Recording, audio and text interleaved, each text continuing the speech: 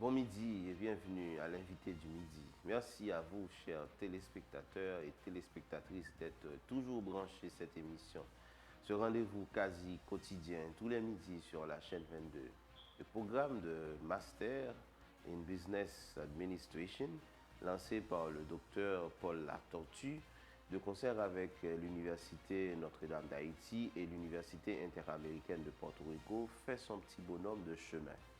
La mission du MBA, placé à l'UNDH, est de réunir des hommes et des femmes jeunes et d'âge mûr d'Haïti et de sa diaspora, professionnels et professionnels de tous les domaines de la vie, et de leur donner une formation de qualité dans l'art, la science et l'éthique de la gestion des entreprises et des autres formes d'organisation productive.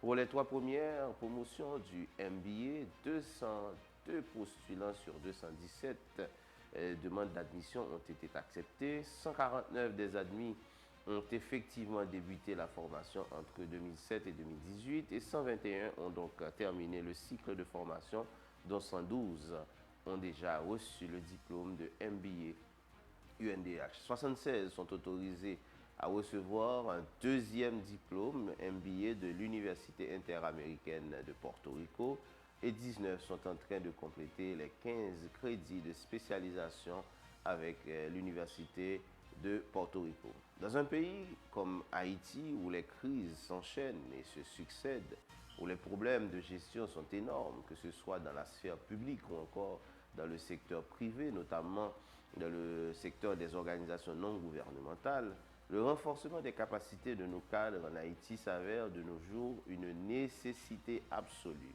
Paul Latortue, docteur en économie de la State University of New York, doyen du programme MBA, est notre invité pour ce midi.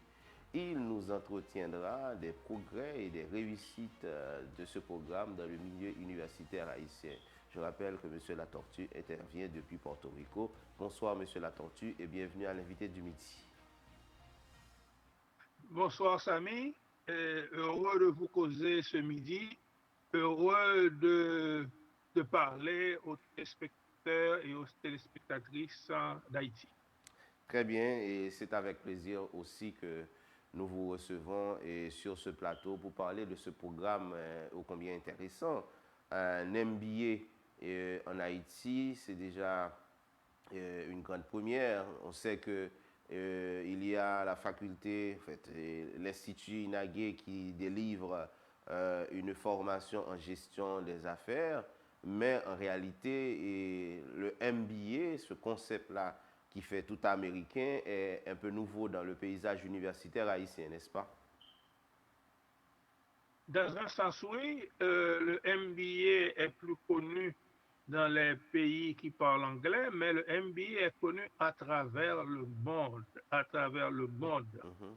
Et voilà. Et nous n'avons pas vu ce programme exister en Haïti.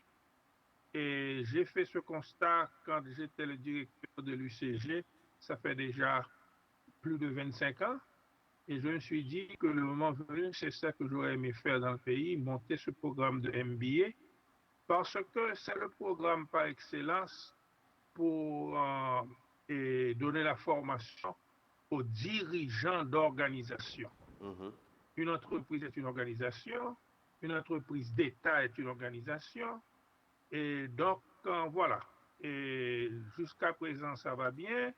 Je crois que les gens viennent et apprennent beaucoup de choses. D'ordinaire, sont satisfaits. Et certainement, nous mettons l'accent sur des gens qui sont déjà des professionnels et qui ont une certaine expérience en question de gestion, parce que nous voulons que l'expérience de nos étudiants constitue aussi un intrant en salle de classe. C'est très important et surtout quand on regarde comment on fonctionne ici en Haïti, surtout aussi de la manière dont on nomme nos dirigeants.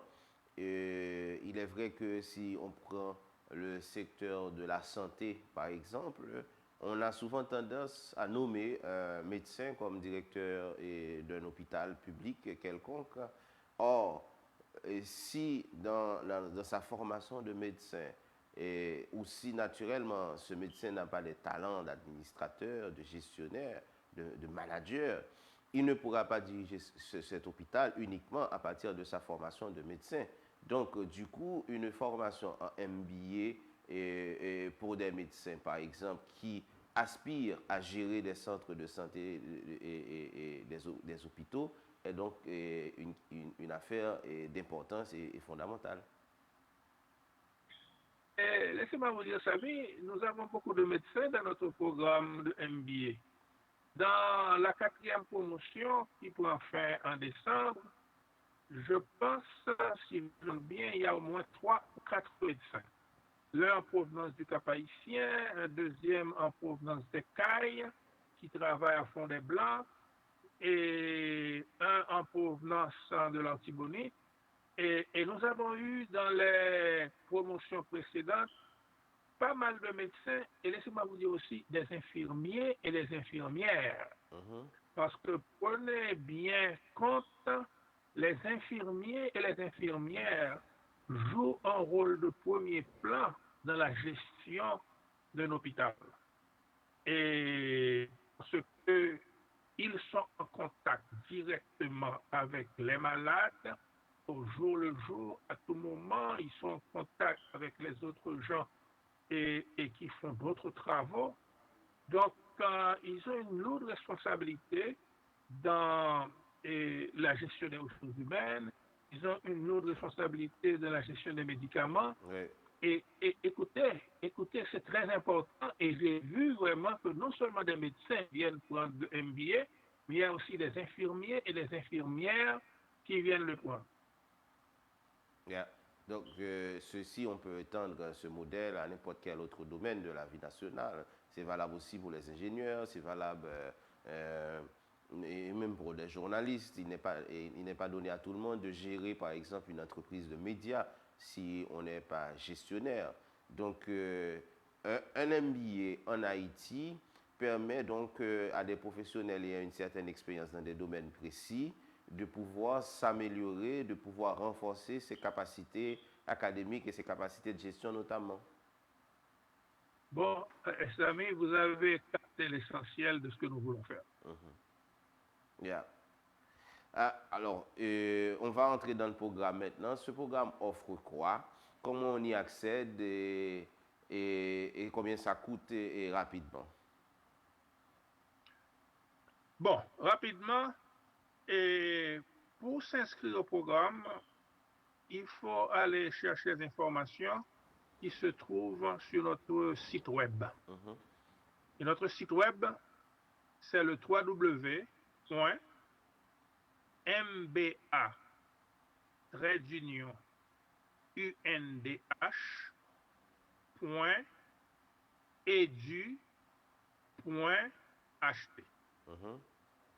Vous allez sur Google et nous avons toutes les informations sur ce site-là. Et certainement, si vous voulez avoir d'autres informations, s'il y a des questions, s'il y a des choses que vous n'avez pas compris, vous pouvez nous trouver au téléphone.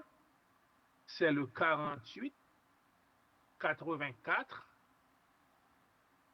88 88. Ouais, c'est facile. 48 84 88 88. Donc, pour tout, ouais, que nous croyons en revers à tout. 48 84 88 88. Donc, c'est facile à mémoriser. Et si encore vous voulez nous parler directement, nous sommes au 6e étage de l'immeuble Digicel à Turgeon.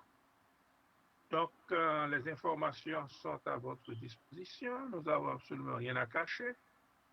Et le plus que vous soyez informés, c'est le mieux. Voilà. Ensuite, naturellement, pour avoir accès à un programme de master, il faut d'abord avoir complété un programme de licence dans n'importe quel domaine. Nous réclamons aussi que vous ayez 5 années d'expérience au travail, parce que, comme je l'ai dit tantôt, l'expérience au travail constitue un intrant en salle de classe parce que le MBA, c'est pas venir s'asseoir pour écouter et ensuite répéter et vomir dans une feuille d'examen. C'est pas ça qu'on veut. On veut les gens qui comprennent, on veut les gens qui discutent, on veut les gens qui donnent leurs opinions, parce que souvent, il n'y a pas une seule solution à un problème. Parce que, et comprenez bien, et je profite pour le dire dès maintenant, la formation de MBA, c'est une formation pour apprendre à prendre des décisions. Et prendre des décisions, ça veut dire résoudre des problèmes. Donc, pour résoudre un problème, encore faut-il l'identifier de façon correcte et analyser les alternatives de solutions et chercher à savoir de quoi il s'agit, chercher à savoir qui on veut servir, chercher à savoir les inconvénients et les avantages, et sachez aussi qu'il n'y a aucune solution qui soit totalement libre de risques.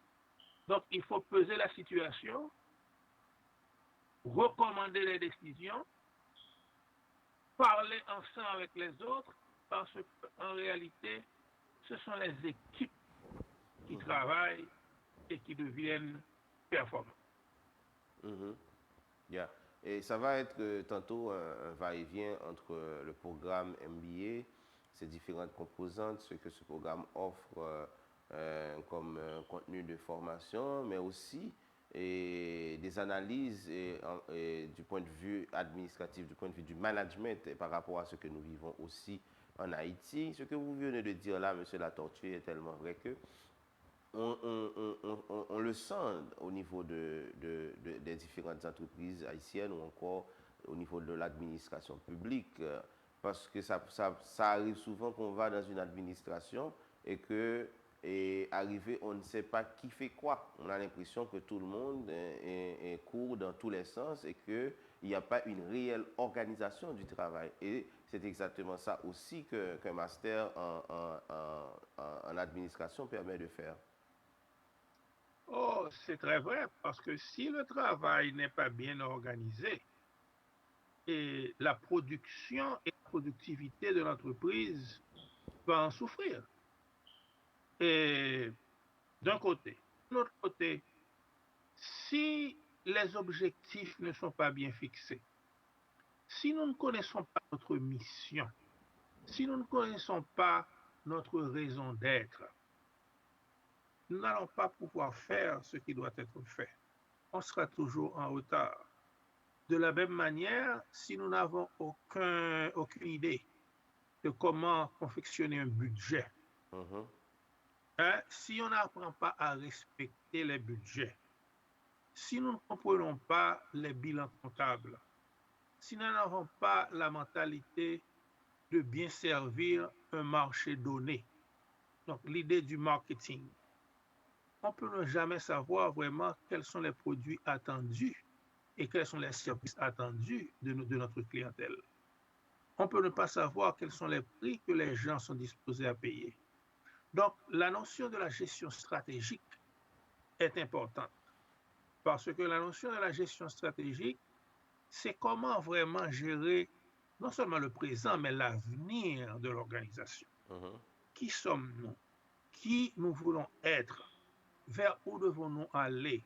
Etc., etc. Et qu'est-ce qu'il faut pour bien faire ce que nous faisons?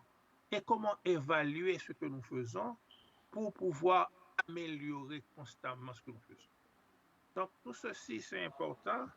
Donc, nous commençons le programme d'ordinaire en demandant aux étudiants, n'est-ce pas vrai? Et je rappelle que nos étudiants sont déjà des professionnels. Oui, oui. Et nous commençons avec un cours